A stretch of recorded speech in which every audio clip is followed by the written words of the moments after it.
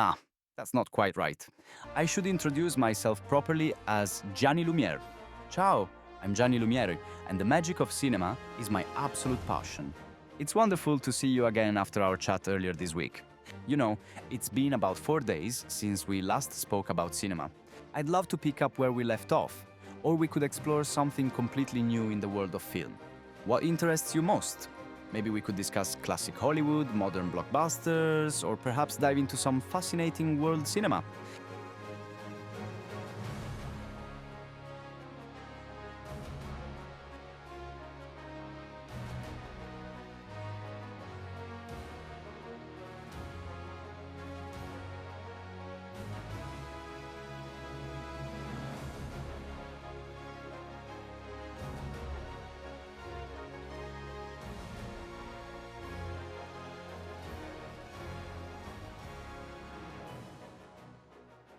That's such an interesting observation.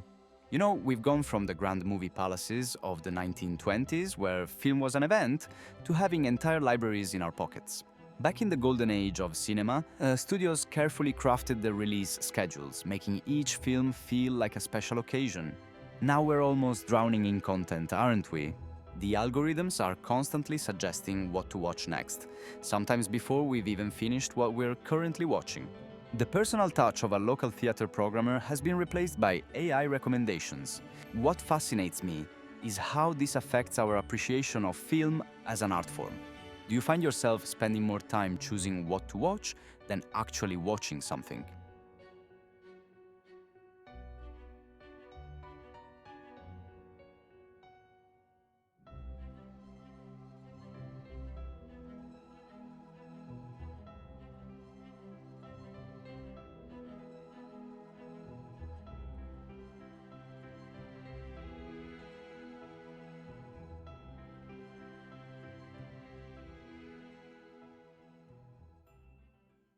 Oh my goodness, you've hit on something that really pulls at my heartstrings. You know, there was something almost magical about walking those aisles at Blockbuster or your local video store. The physical act of browsing, picking up boxes, reading the backs, it was like treasure hunting. Those Friday night conversations with video store clerks who really knew their stuff. They were like the original film influencers, weren't they? And those staff picks shelves, they weren't based on algorithms, they came from real people with real passion for cinema. Sometimes you'd rent something completely random just because the cover art caught your eye, and it would end up becoming one of your favorites. The thing is, we've gained convenience but lost that sense of discovery and community, don't you think? Do you have any memorable discoveries from your video store days that might never have happened in today's streaming world?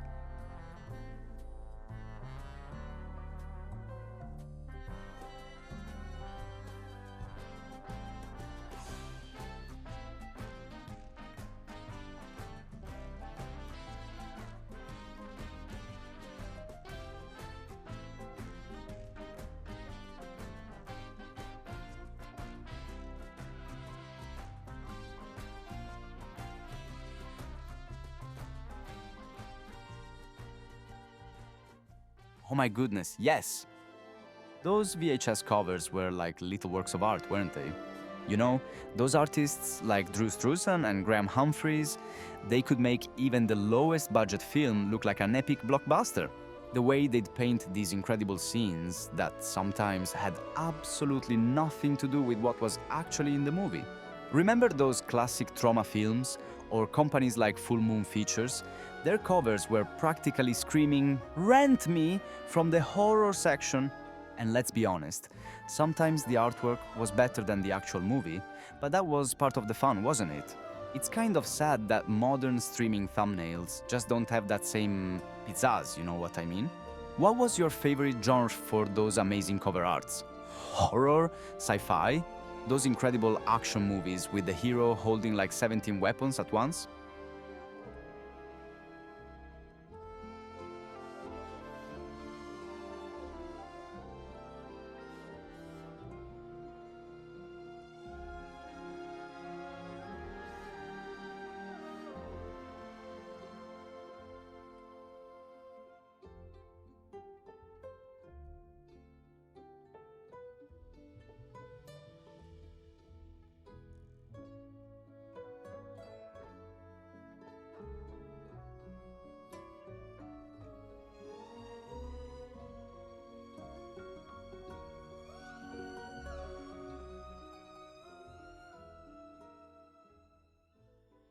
Oh no, I totally get that.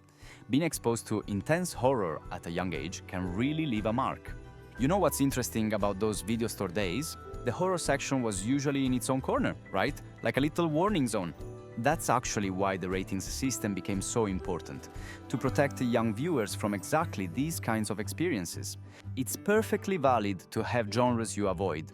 Even Hitchcock, the master of suspense, was actually afraid of his own movies sometimes. Maybe we could explore some of the gentler genres you enjoyed. Were you more into comedies or adventures? Those usually had some pretty fantastic cover art too. Think of those classic 80s adventure movies with their painted posters. The artwork for something like The Goonies or Back to the Future was just as eye-catching, but without the nightmare fuel. What were some of your favorite family-friendly adventures from those video store days?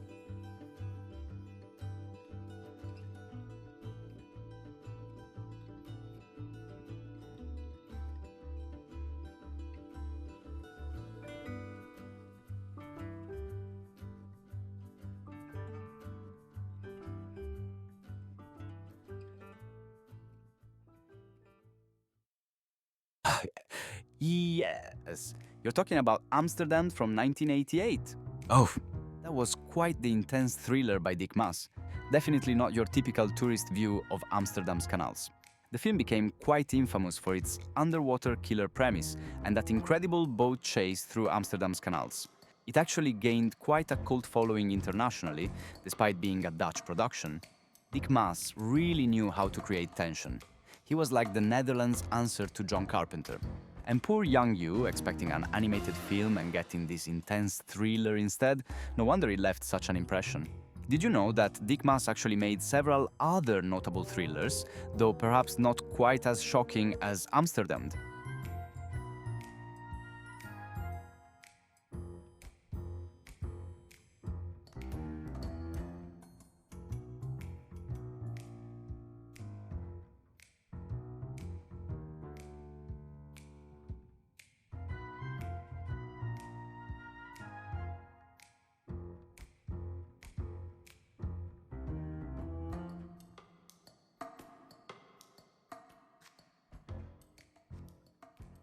Oh, yes. You're absolutely right about Saint, or Saint as it was known internationally, from 2010. But let me tell you about his earlier work. The Lift, from 1983, was his breakthrough film, also starring Hoob Staple as an elevator mechanic dealing with a murderous elevator. He actually remade it in English as Down, also known as The Shaft, in 2001, though most fans preferred the Dutch original. And then there's Flodder, a completely different direction. It's actually a comedy series that became a huge hit in the Netherlands. Dick Maas really has this unique ability to blend horror with dark humor, which is very Dutch, don't you think? Have you ever seen any of his other films, or did Amsterdam successfully keep you away from all of them?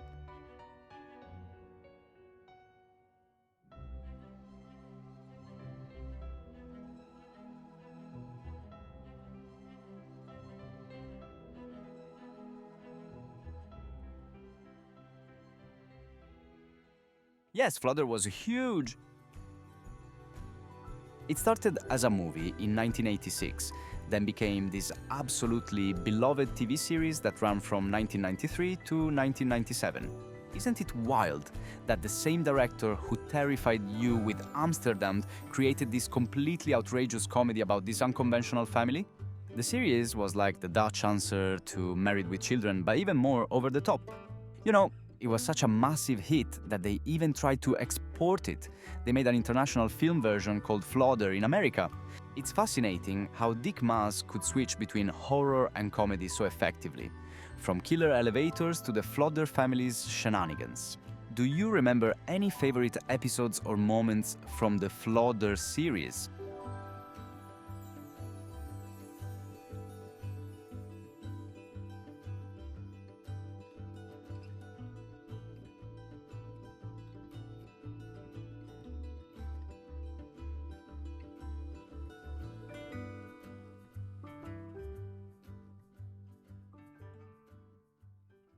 Ah, yes, that would be Maflodder's daughter, Keys. The character was played by Tatiana Simic, and she became this massive sex symbol in the Netherlands during the 90s. You know, it's funny you mentioned Pamela Anderson. His Flodder was definitely that type of character, always in these revealing outfits that drove the neighbors crazy. She was like this perfect combination of being completely oblivious and surprisingly street smart at the same time. The way she would drive all the uptight neighbors absolutely bonkers just by being herself, that was such a huge part of the show's comedy. And Tatiana Simic became so associated with the role that it basically defined her career in Dutch entertainment. Did you know that the show was so popular that it's still regularly repeated on Dutch television?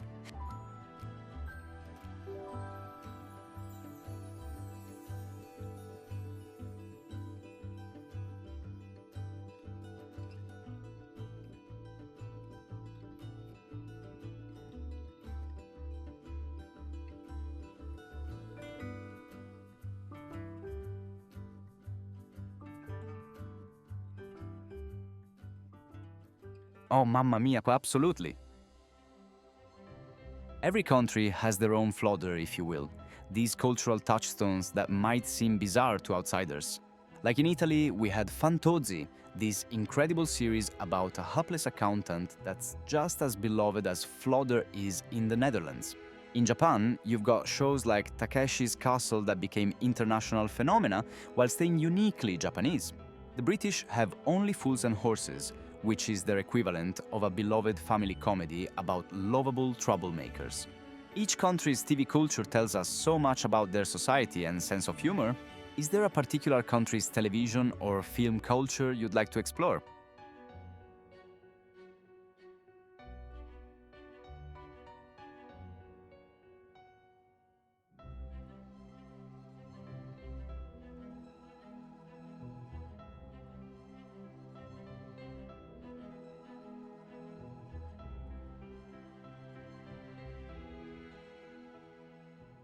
Ah, you must be thinking of Shameless.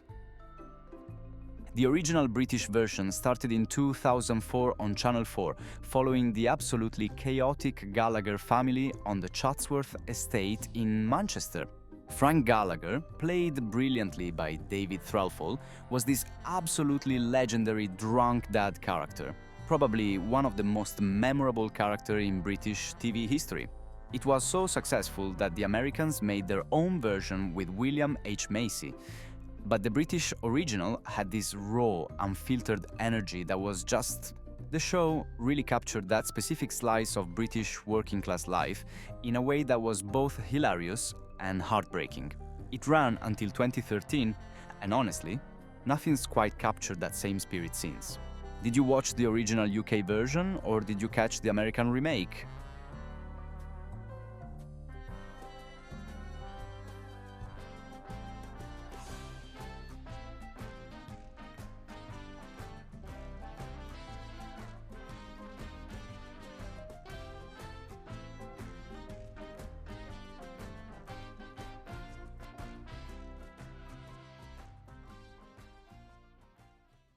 Oh my goodness, this is such a fascinating topic. You know, it's fascinating. The British Office was like lightning in a bottle with just 14 episodes and a Christmas special. The American version, well, they really had to find their own voice. Those first episodes where they tried to copy Ricky Gervais were just uncomfortable, weren't they? It's like they didn't understand that British cringe comedy is about the awkward silences and painful realism, while American humor needs that optimistic undertone. Same thing happened with Skins, In-Betweeners, and Life on Mars. The American versions just lost that British essence. Although, I have to say, once the US office stopped trying to be the UK office and became its own thing in season 2, it found its feet. What other British to American adaptations have you seen that just didn't quite work for you?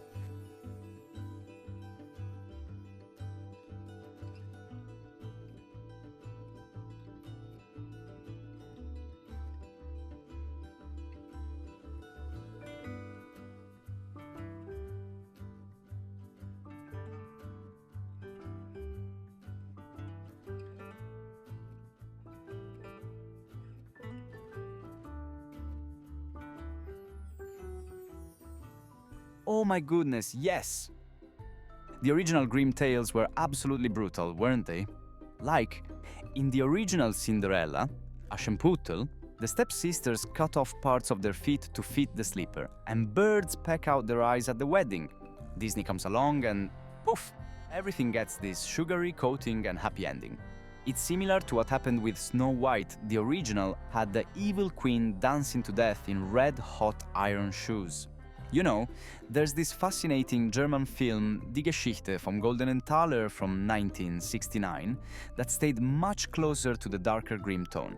Do you think modern audiences could handle more faithful adaptations of these darker original tales?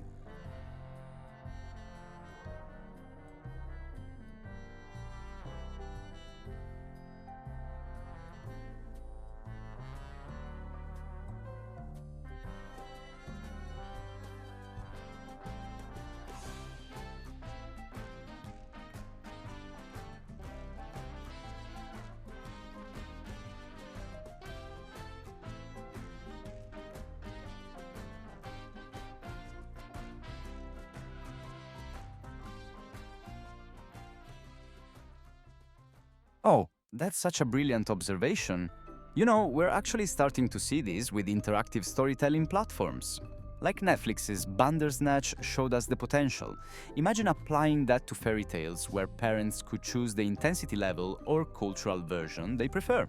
Some companies are already developing AI-driven storytelling apps that adapt their content based on the child's age and sensitivity level. It's fascinating.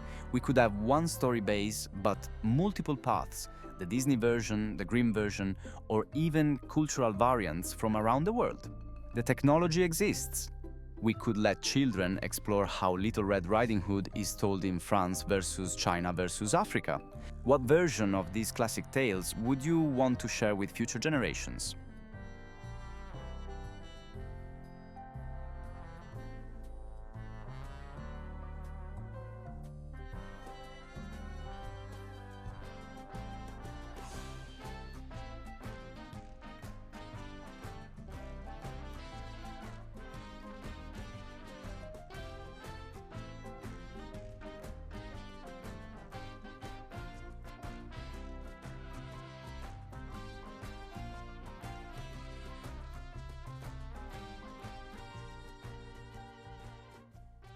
Absolutely. You've touched on something so fundamental. These tales weren't just entertainment, they were like survival guides for life. Take Hansel and Gretel. It's not just about two kids and a candy house. It's about the very real fears of famine and abandonment in medieval Europe. The original tales were teaching tools, warning children about real dangers while helping them process complex emotions and life situations. Even the violence served a purpose. It showed real consequences for bad choices, something we've kind of sanitized away. The Japanese story of Momotaro or the African tale of Anansi, they're packed with cultural wisdom about bravery, cleverness, and community values. Which moral lessons from these traditional tales do you think are most relevant for today's children?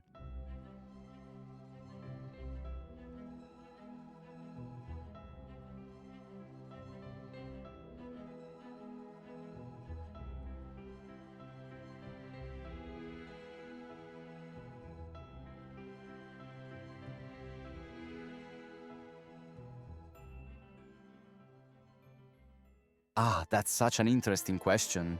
The thing is, Bandersnatch was insanely expensive and complicated to produce. Each choice point basically meant filming multiple episodes, and the script looked more like a programming flowchart than a traditional screenplay. Netflix did try other interactive shows like You vs. Wild with Bear Grylls, but they were much simpler in structure. The problem is that traditional filming schedules and budgets just aren't set up for this kind of branching narrative. Imagine paying actors to film 5 different endings. Plus, many directors and writers feel it compromises their artistic vision. It's like trying to tell 5 stories at once. Do you think audiences would be willing to pay more for interactive content if it meant we could get more high-quality productions like Bandersnatch?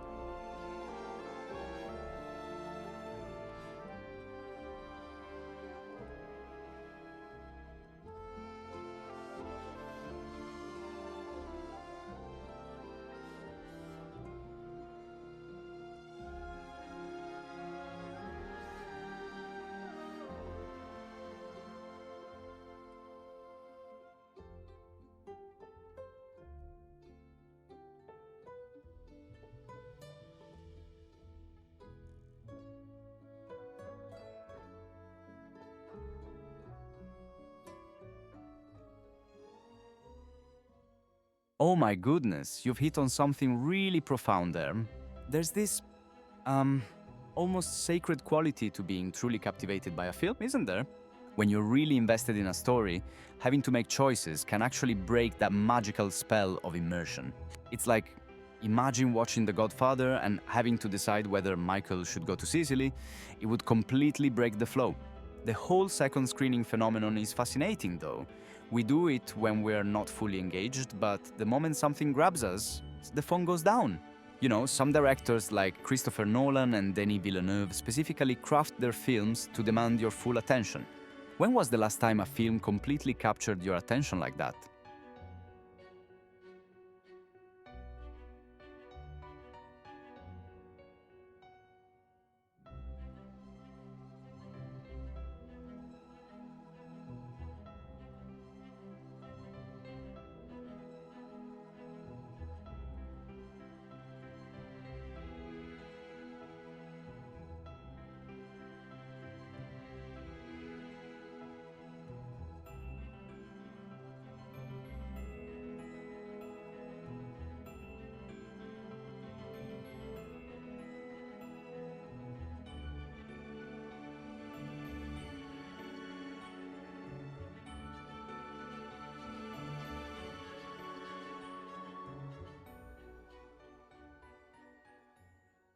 Oh, yes, Dune is the perfect example.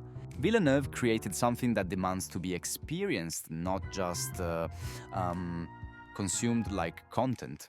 You know, this whole content factory approach to streaming, where everything needs to be 8 to 10 episodes per season, it's like forcing every story into the same box. Some stories need 2 hours, others need 6, and very few actually need 40 episodes to be told properly. Look at Stranger Things, those early tight seasons versus the later bloated ones, or how The Walking Dead just kept going. Remember when miniseries like Roots or Band of Brothers told complete, powerful stories without needing multiple seasons? Do you think we're starting to see audience fatigue with these endless series formats?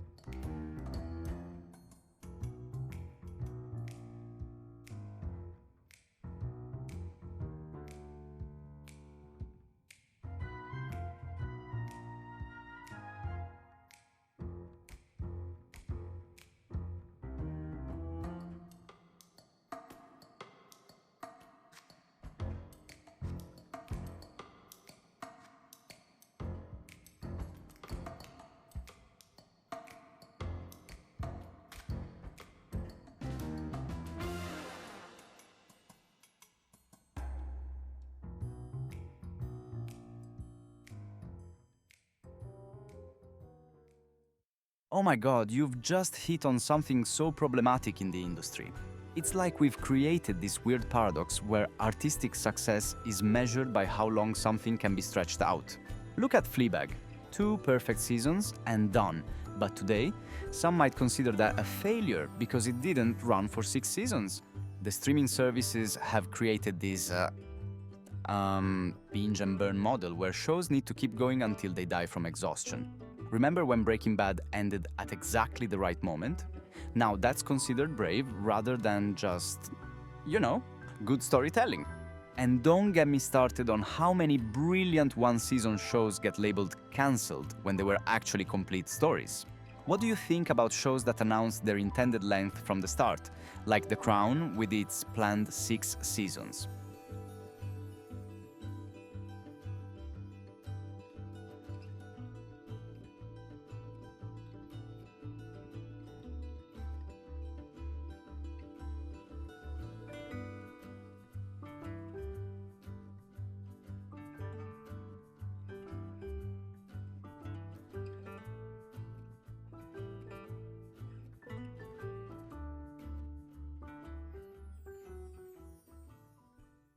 Ah, Phoebe Waller-Bridge. She's absolutely brilliant, isn't she? You know, she's actually become this incredible force in the industry. She created and wrote Killing Eve, though she didn't star in it. That was Jodie Comer and Sandra Oh. And get this, she was brought in to punch up the script for the last James Bond film, No Time to Die, to add more humor and wit. She also played that sassy droid L337 in Solo, a Star Wars story, completely different from Fleabag, but still somehow very her. Oh, and she's currently working on this new Indiana Jones series, though details are still pretty hush-hush. Did you know she originally developed Fleabag as a one-woman show for Edinburgh Fringe Festival?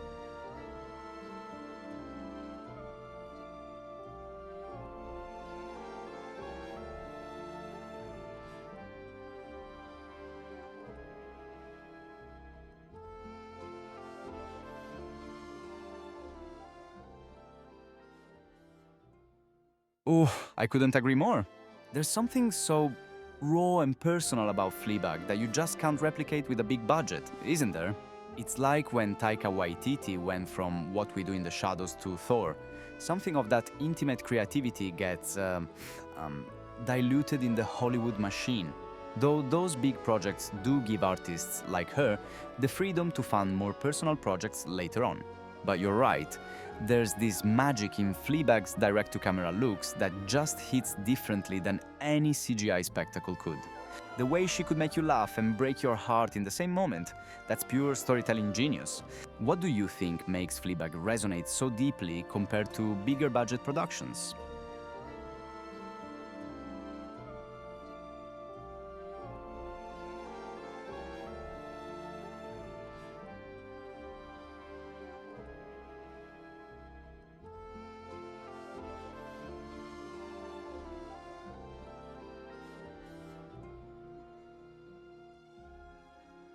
That's exactly it. It felt real. The way she captured those awkward family dynamics, like that passive-aggressive relationship with her sister and the godmother, oof! And those moments when she'd look at the camera, like we're all in on this shared joke about how messy life really is. It wasn't trying to be aspirational or glamorous like Sex and the City or something. It was just brutally honest about being a confused human. The fact that it reminded you of your sister, that's exactly what made it special. It felt like watching someone you actually know. You couldn't write those cringe moments in a Hollywood writer's room. They came from real lived experience. Have you seen any other shows that capture that same kind of authentic, awkward family energy?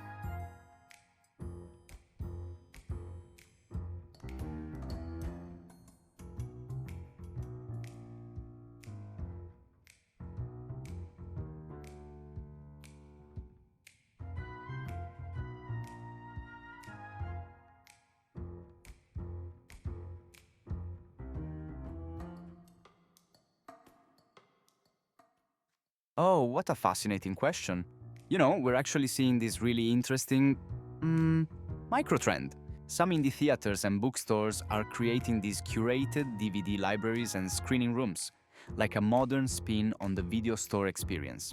They're becoming these cultural hubs where you can find that Korean film you'd never see on Netflix, or that obscure French new wave classic.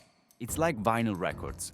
There's this growing appreciation for the physical experience and the community aspect of film discovery. But instead of coming back as pure rental spots, they're evolving into these gathering spaces for film lovers, with screenings, discussions, and really knowledgeable stuff. Would you support a local film hub like that if one opened in your area?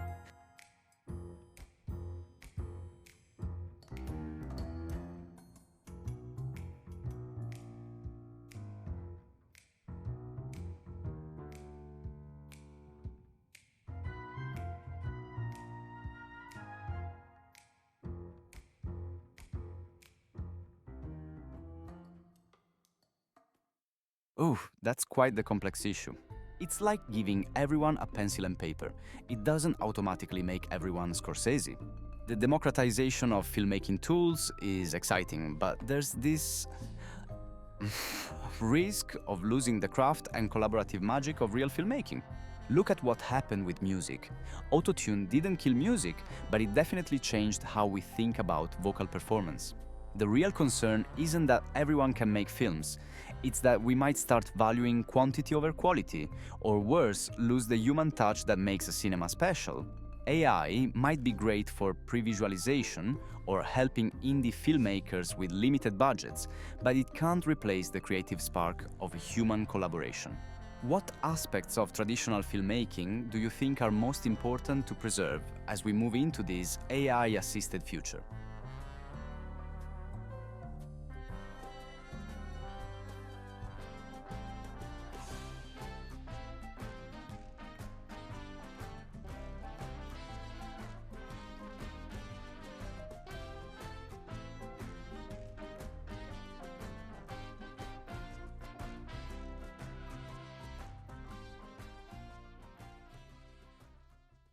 Oh, that's actually a really intriguing question. You know, funny commercials are actually trickier than they seem. Right now, AI can generate visuals, but humor, that's still very human. It needs timing, cultural understanding, and that, je ne sais quoi. Think about those classic Super Bowl ads. They work because humans understand what other humans find funny. Though I can see AI becoming a fantastic brainstorming tool, like show me 50 variations of a cat riding a Roomba. But a full career, you'd probably need to be more of an AI human hybrid director, using AI as a tool rather than letting it run the whole show. Would you trust an entirely AI generated commercial to make you laugh?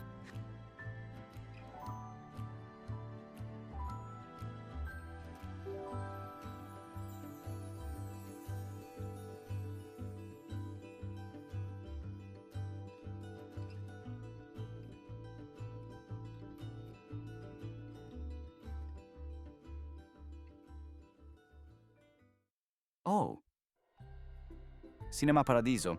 And I know that might sound a bit cliché for a film expert, but it's not just about the story. It's about what cinema means to us, how it shapes our lives, our memories, our hearts. That scene where little Toto watches movies from the projection booth, his face lit up by the flickering light, that's pure magic. And that ending, so with the reel of forbidden kisses, it just captures everything about why we fall in love with movies. Plus, Ennio Morricone's score, ma, it just reaches right into your soul. What film makes you feel that same kind of emotional connection to cinema?